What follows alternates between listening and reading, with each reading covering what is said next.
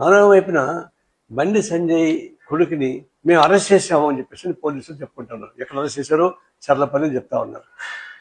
మూడోది బండి సంజయ్ గారి నేనే నా కొడుకుని పంపించాను పోలీస్ స్టేషన్కి అని చెప్తా ఉన్నాడు. అంటే ఆయన పంపించేంత వరకు పోలీసు ఆయన అరెస్ట్ చేయలేదు. దీన్ని బట్టి పోలీస్ వ్యవస్థ ప్రశ్నార్థకమైంది.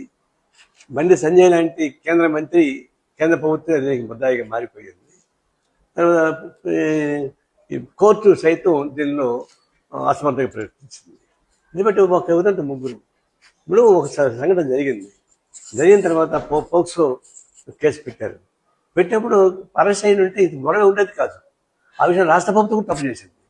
ఏమి ఎవరెవరినో ఎన్కౌంటర్ చేశారు, నేను ఎన్కౌంటర్ చేయమని చెప్పలే. కానీ బండి సంజయ్ కొడుకుని అరెస్ట్ చేయడానికి పోలీసు చేతకాలేదా? 10 టీంలు పంపించామన్నారు. ఆ 10 టీంలు ఏమైనా గోల్డ్ తీసుకుంటున్నాయా? ఇదంతా లాలూచి కుస్తీ కదా ఇదంతా. సరే బండి సంజయ్ నా కొడుకు తీసుకోవాలని చెప్పేంత వరకు పోలీసు అరెస్ట్ చేయలేదంటే, పోలీసు అరెస్ట్ చేసినాక మేము ఇంకెక్కడో అరెస్ట్ చేసామని చెప్పుకోవడం అంటే ఏదైనా దొంగతనం కదా. ఇప్పుడు 3 వ్యవస్థలు నిర్వీర్యం అయిపోయేటువంటి పరిస్థితి వచ్చింది.